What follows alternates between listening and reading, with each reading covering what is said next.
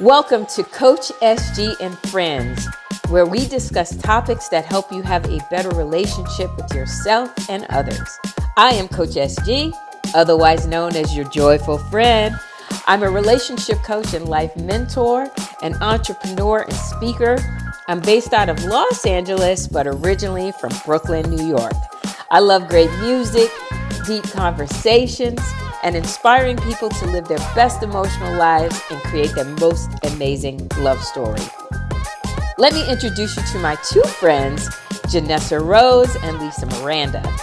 Janessa is the CEO of Motivational Monsters, a nonprofit that helps people activate mental health and emotional well-being through creative arts. She is the author of How to Stop Being an Effing Bum. BUM stands for Broken Urban Mentality. She's been dubbed the Tony Robbins / Cardi B of motivational speakers, and she calls herself the Galactic Goddess. Lisa Miranda is an actor and creative director. She's also dabbling in producing. She is based in Miami, New York, and Paris. She is a world traveler who speaks several languages, who loves life, good people, and good conversation. So we want to welcome you to our podcast. Let's get started. Because your why behind those things you love are different. They are different. But go ahead. I felt like you were on it, Janessa. What were you about to say? You give me that deep. No, deep. I'm thinking about my own experiences, to be honest, and I'm like, you know, the other day I was in a situation and I was like, I'm very serving. To serve others is something that brings me great joy. It makes me so happy. I love the way that feels. And what happened was when it comes down for me to get served, I'm not necessarily comfortable with asking for it. Like I said, I need you to want to serve me. You know what I'm saying? Like if you don't do it. Cause I don't Right, need you kicking and screaming all the way through it. You know what I mean? right. And when whatever, I wanted to get some breakfast and the person didn't want to come with me to do this. And they just wanted their own space and time. And then I just immediately was like pissed off. To the Like highest of festivity. I was so angry. I went into this place while I went to go get myself food. I went into this place of, you know, just repeating, this is why, you shouldn't be serving. This is why you shouldn't support others. This is why this is why, I started to go into that place and then I just was like, that doesn't serve me. I got to understand that sometimes people, I really wanted to snap out and throw a tantrum, to be honest. And I was just like, maybe this person needs some alone time at this moment because I've been so supportive that they might just need a minute to collect whatever it is. Let me just go ahead. And then even while I was getting the food, I was like, I shouldn't even buy them nothing to eat. Retaliate. That's right. And they didn't even know, this is the thing. They didn't even ask for anything. I just knew that they would be hungry because it was a heavy morning. We were doing something and they just, and they're going to be on their feet all day and not have a real break to really get to eat, most likely, unless I help them with that. So anyway, long story short, I was like, let me just surprise them with something to eat. But a part of me, there was just so much of that. And then I just was like, what? Usually you would be this way. Usually you would go back there on purpose to act like, oh, well, if you would have came with me, I would have known you wanted something to eat, but you didn't. So, you know what I mean? Like, to purposely bring awareness without, but whatever, long story short, don't put this in the thing, but No, I was gonna say, I'm so proud of you for sharing this because I think these are the vulnerabilities that we don't share. We go through, I know I go through a whole lot. Like I'll tell Dawn after, I was like, she was like, you went through all that? Yeah, because I have to recalibrate myself. So I have to go like, do what you did. Like I shouldn't even buy them nothing. You go through all that and then you go like, no, but I really want to be loving. I really want to be this other person that I don't want what this situation is to change me. And whatever they're going through has nothing to do with me. And I'm taking it personal. And then when you go back, you realize here's the thing that I feel like is the most important thing. And I don't want to just group all women, but I think we as women are not as direct as men are, right? So we won't say what we really need at the moment. Instead, we'll say it with different actions and behaviors when really there was something that you needed. And what you needed was, today, I really need you to come with me for whatever reason. Maybe you were going through something emotionally that you weren't aware of. Doesn't really matter. But if you said, hey, I know that you're busy today, but I really need you to come with me. And then he said no, then you could still kind of figure out how to recalibrate yourself. But I think it's important to ask for what you need. And a lot of times we don't ask for what we need. We just get upset with the behavior that they're displaying instead of saying, you know what, I needed some attention today. And it's okay to want to be served. It's not necessarily about being served as much as it's about, like, right here in this moment, I need to be nurtured by you, and I'd like for you to come with me to the store. It's hard to say that because, we want to be hard. We don't want to be soft. I don't want to ask for you to do something for me, but sometimes they don't know that that's what you need. So I appreciate you sharing it if we keep it in, but if you don't want to, that's Thank you. It's just what you're saying right now is exactly what I'm going through. And I have, for the first time ever in my life, expressed this. And I had said it the other day. I was like, I really need some love. Like, I really need much more love and attention in my life. I was like, I'm very used to being, first of all, I'm a masculine minded woman. My energy is very masculine. I'm super leader, supporter. Give me this, give me that. I'll handle it all. That's the way I love. But I was like, lately, I said it. I was like, I need some love. Like, I need attention. Smother me with it right now, and I'll let you know when it's enough. You know what I'm saying? Like, that's good. Thank you. And if I can offer you anything, just based on, some of the work that I do, is that, in the couple, with the couples, is that when I find that when women are leaders, they're someone that's strong in their career and they're used to just taking care of things on the outside, that they need a leader in the home. They need somebody who's going to lead in an emotional way in the home. Like, babe, I got you. You've been getting everybody all day. I got you. But what you have to understand is that's what you need. So if you don't know that's what you need, when it shows up and it's not how you need it, you get frustrated with it. And it's important not to get frustrated with it. It's more important to go note to self. I need somebody who's emotionally acute, like they know, they understand what it is that I need, not necessarily before you say it, but when I do say it, they tune in, because that's about emotional maturity. That's not necessarily about whether they love you or not. So I think what you have to do right now is note to self, like, no, we may be great with fun, we may be great with all these things, but now I'm noticing here in this nucleus right here, I need a leader in my home. I need a leader that is going to step in emotionally, and that's okay. It doesn't mean that he's not the right person. It just means that you got to tune into that's what you're yearning for, and that's what you need. Let me tell you, you have just opened something, like, for sure. And I am aware with that. And what I didn't know and what I wasn't aware was what was it like I am aware that I need love, but the way you just put it, like, in the home, like, if you're handling this and you're used to being this, and I feel good and strong in those areas, but what you just said is like key, and it clears everything real, and it's true. Oh man, so thank you for that. You're welcome. I love how vulnerable you just were, because I used to do the opposite. I would get you the breakfast, but I will repeat it 5 million times how I do this, even though you don't do those things for me, or you wouldn't do it, or you didn't do it. And here's a long list, and we could talk about it all day. Mostly I'll just repeat it. So realizing that didn't make me any better than just not getting it. You know, it was very important for me to make that adjustment. But what you were, I think there was something that you said that reminded me of something I always say I want in a relationship: a partner who can anticipate my needs. I don't want to have to tell you all the time, this is important to me, or it's that, you know, it's that time of it's my period, it's my job, it's my what goals, whatever.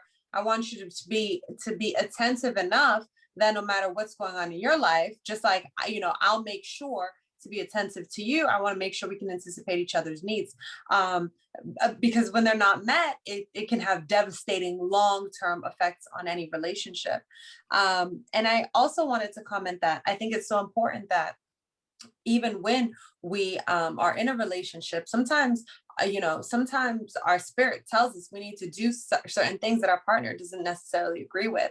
And like we want something in the moment that for us, and I think it's so important to still go after those things and not just, well, he said it's not, it's not the right time, or it's not, like, there's things that you gain doing things for you, that's paramount to the success of your relationship and to yourself. Like, I have like a little example that I was thinking about when you were saying that. Like, there was a time when I had done a couple of workshops, and then my coach, it was like an acting workshop. My coach was doing another one in a different city, and I had finished my workshop, and I had just done 2 extra workshops, and my partner just didn't understand why I needed to suddenly go to another city and do a 3rd workshop. And he's just like, I'm not with this. I don't support this.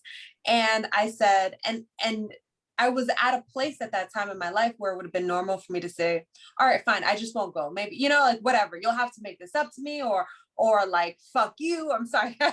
But I would have just accepted it for the peace of my relationship, just for the peace, and just to avoid conflict that's not necessary.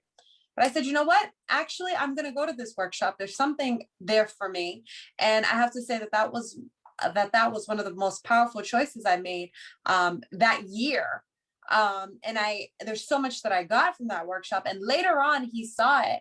And in the moment, he couldn't understand me. And I think what I'm trying to say is that when you sense there's something that you need, if your partner gets it or doesn't get it, if they know you or they don't know you that well, you have to still make sure that you honor you, because this is going to point you in the direction of whatever else your spirit is preparing you for. Love it. I love it. Love all of that. And I think, I to add a little bit to that, and I so appreciate you saying this, Janessa, because I think, we feel bad when things are, don't work out perfectly all the time, but these are the things that help people get through problems and help you get to the other side. And it's how we take it on. And I don't think it's important to just go like, this is not the one for me. I think it's really important to just observe.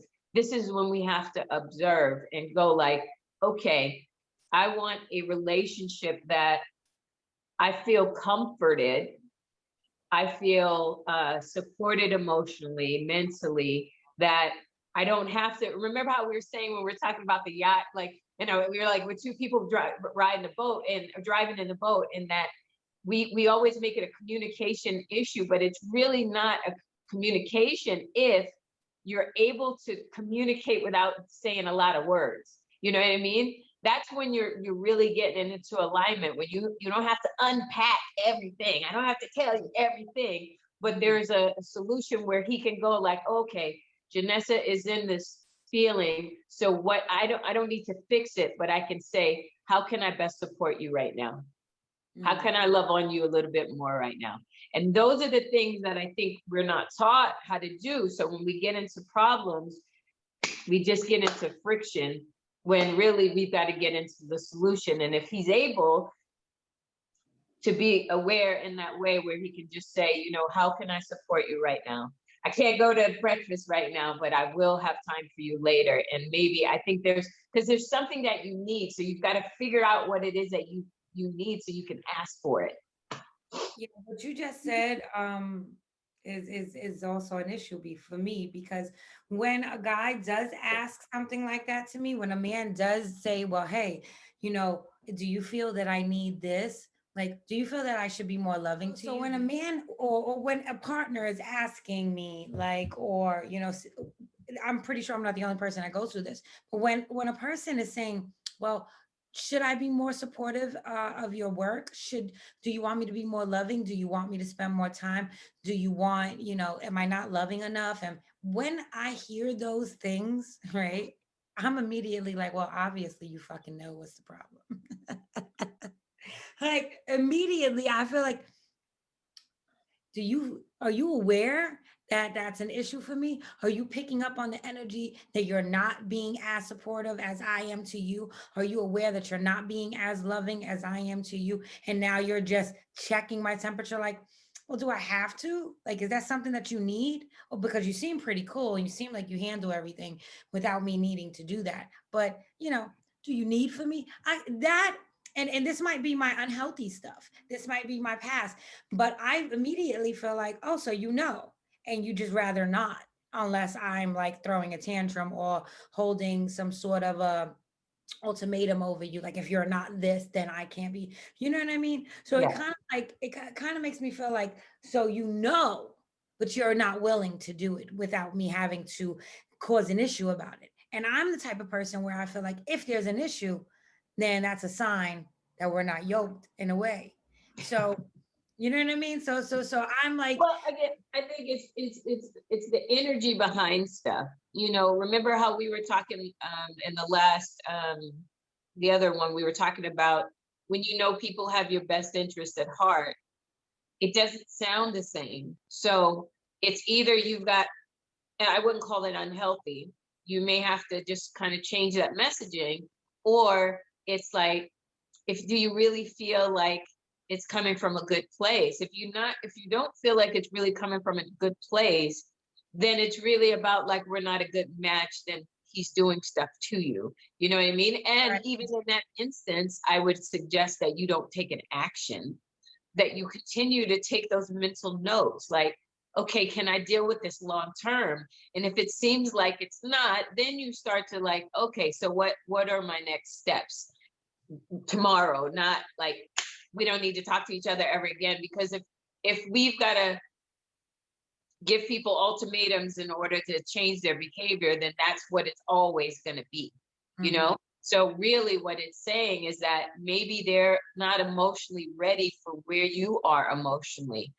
Maybe they're not spiritually ready for where you are spiritually. It doesn't make them a bad person. Right. Always using like, different kind of analogies. It's kind of like if somebody has taken a math class and it's only algebra and you're talking calculus, I don't care how much you communicate, you're not going to understand each other. So it's really about finding somebody who's a match when you are communicating, they can understand. Because if they don't have this information of the universal laws and they're not practicing, all this stuff, then it's going to be hard for this to seep in. It's not that they're doing stuff to you, it's that they're, incapable.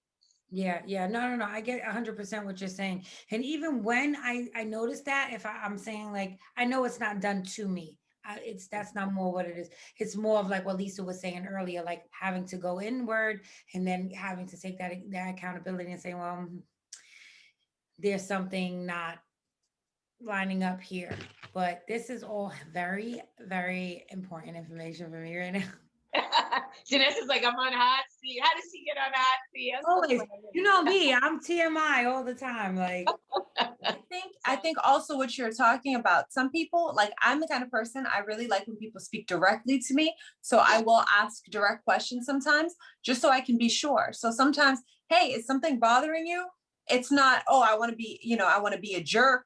And no, I want to like, let's get to the bottom of it, because sometimes it's things that are deeper. It's not just the surface stuff. So when people invite you into conversations, what I've noticed from my experience, when I'm invited into a conversation about how I feel, how something's affecting me, sometimes it helps me get to a deeper level where I realize it's not the person or that day. It's something that something's touched that I might not have looked at or explored before. So I think it's not just, oh, well, I'm just going to say it because I don't want to have to just do the work. No, I think sometimes that communication is really necessary, even if it's not even for me, for the other person. It really helps them. Yeah, well, so great point too, because that's always what happens. As soon as I'm confronted with that type of a question, I do a quick inventory of what's really bothering me, and then I realize it's my own stuff.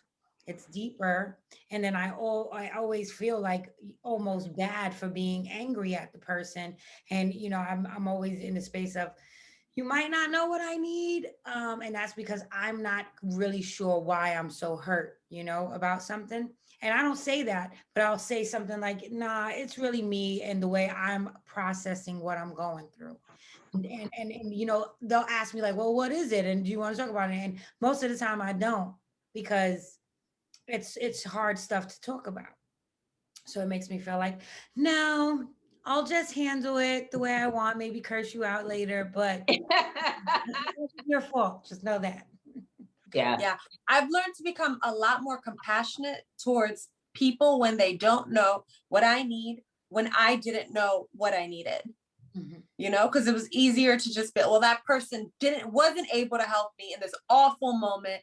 I needed so much more. They couldn't do it. I didn't know what I needed. I didn't know where I was at. I didn't know any idea what the solution was. So I can't put all that weight on the other person who's being clueless isn't really their fault, This is why I feel like while you're dating or before you're dating, that you really get really clear about what you want, what your needs are, because for me, I'll just tell you from my perspective, is that I feel like you want to be led.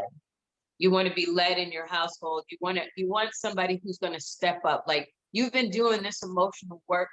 Now you need somebody who's going to lead you.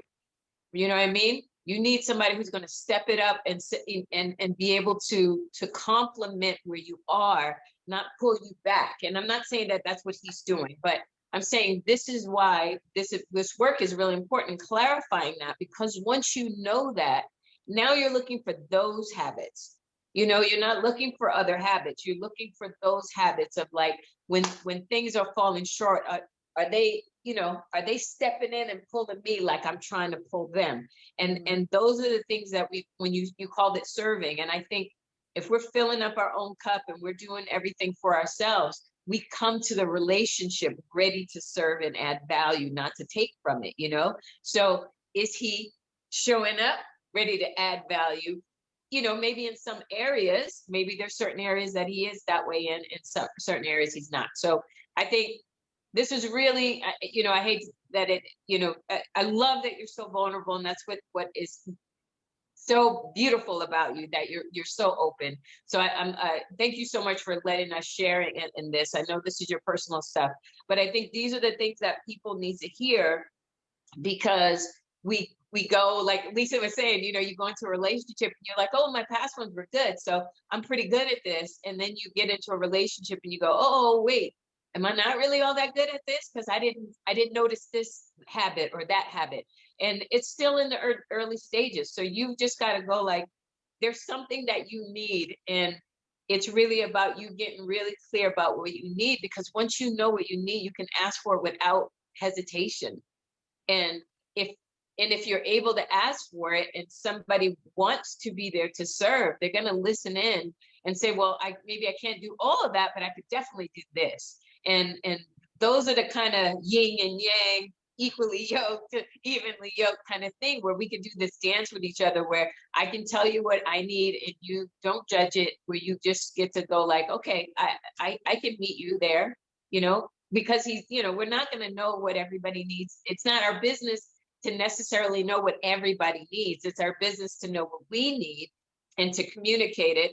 But once you're around somebody for a while, like even like with your nephew, right? There's times when he's hungry, he's tired. He doesn't have to say it, but you've been around him enough that you start to notice the signs. So, maybe that's the communication that you want to give. Like, I want to be able to tell you everything that I need, but I want you to be able to notice about me.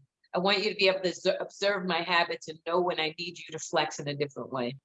Yeah, no, you're 100% right, on the money. everybody needs to at least get a couple sessions from you, because let me tell you, sure enough pointed that you need leadership. That's exactly what I want. That's exactly what I want. And I don't want to say I'm tired of being the leader, because I love also, being able to do that. But I do want that. That is a major important thing for me. 100%. You're so on point. Like, your perspective is right.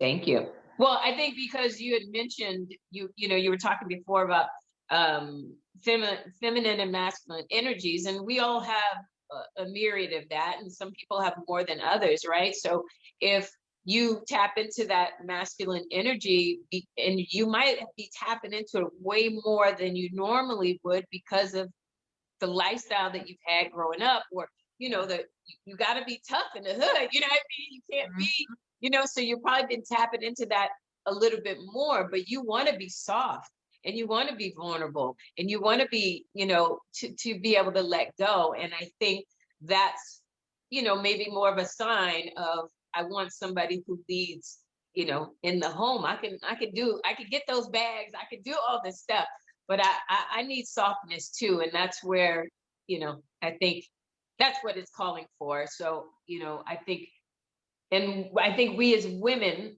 this is just my opinion, even just for myself, is that, we have toughened up a lot, and it's hard sometimes for us to be vulnerable, for us to tap into what we need and to ask for what we need, in a relationship. And it's important that we are able to do that, because we can't be equally yoked either if our partner doesn't know what it is that they can provide for us. Well, even if they don't know what they want too, because that's what I feel like I shouldn't say a man, but the masculine energy. If the masculine energy also doesn't know what it wants, it's not going to be able to lead me anywhere. It's going Right. to. And if they're not used to leading, they're not used to practicing this, now you're asking of them something they probably weren't, they didn't have to give before. So now this is new. And he may want to, so you've got to decide, am I able to be in a, you may have to be the leader in this. And that's probably the thing that you're tired of. You're tired of leading someone. You want to be led. And so I feel like that's it. And leadership does not mean in control. Right. If how we talk about how work is, right? We don't want to be with a boss that is controlling and micromanaging. That's not leading. Leading is empowering, right? So that's being able to identify what your employees need, and be able to get in there and remove roadblocks for them. So that's what you're asking for. You're not asking for control and power. You're asking for him to empower you at the times that you need it, be able to identify when he needs to step in and help you remove roadblocks, like that you do for him. We call it serving, but I think serving is just another term or another portion of it, when because you got to serve yourself first, and you got to serve from your overflow. You can't serve from your, where you feel depleted, because it's going to exhaust you, and you're going to get like, God, I'm always doing this, and I'm always doing this, and then not doing this, because you got to do it for yourself, and then be able to observe when you need it. So did we answer the question of what equally yoked is? We're right at the end, so I'll let you guys kind of define what you feel it is in a nutshell. What is being equally yoked in a relationship, and how would they find it? I think it's important to evenly yoked means to me being with someone that you can communicate with, that you can be consistent with, that you can that your habits and their habits are aligned, that you complement each other in that way, that you want to and continue to show up for each other, and all that other stuff is really less important than being able to connect in that way spiritually, and feel inspired to give to each other. Consistency is just a big word, and that's how your relationship can really take a life of its own and flourish. Me, the evenly yoked thing has been being able to activate the power of exchange. So the masculine and feminine energies, they're going to be present. You have to activate them. Sometimes the masculine person, the masculine physical person might be feminine, or the feminine might be masculine, and so on and so forth. That's not, the vessel's not important. Being able to activate it. Like when I'm feeling like a leader, he's got to be able, or whoever my partner is, has to be able to be okay with that and not feel intimidated by that. When they're being feminine, I have to be okay with that, and know how to, how to say, I guess, be more of a security for them to be in that nurturing space. So activating the power of exchange is key. And that's going to, universe is going to give you countless amounts of opportunities to show each other that. It's so sometimes you might be evenly yoked at the beginning and everything's going great, and then all of a sudden there's a fallout. You gotta scan for where we are, take a new inventory of the energies, and where's these dynamics, where's the power of exchange being operated at, where is it out of alignment, you know what I mean? So that way you guys can find the balance is key. In third time, balance is key when we're doing the evenly yoked thing. And instead of just going into, like I even shared, feeling like, sorry, Carmelo's just being extra. We love Like, Carmelo. he just pops up. He's so needy. Like, speaking of the example, I should be more nurturing of him. I'm like, get out the room. Not feeling like, oh, do I need to change? Am I not worth it? Is this connection just not right for me? This is when we have to start looking and saying, all right, how can we activate the power of exchange? Where are they right now? What's their energy showing me? What's my energy? Where, what's it showing me about myself? So on and so forth.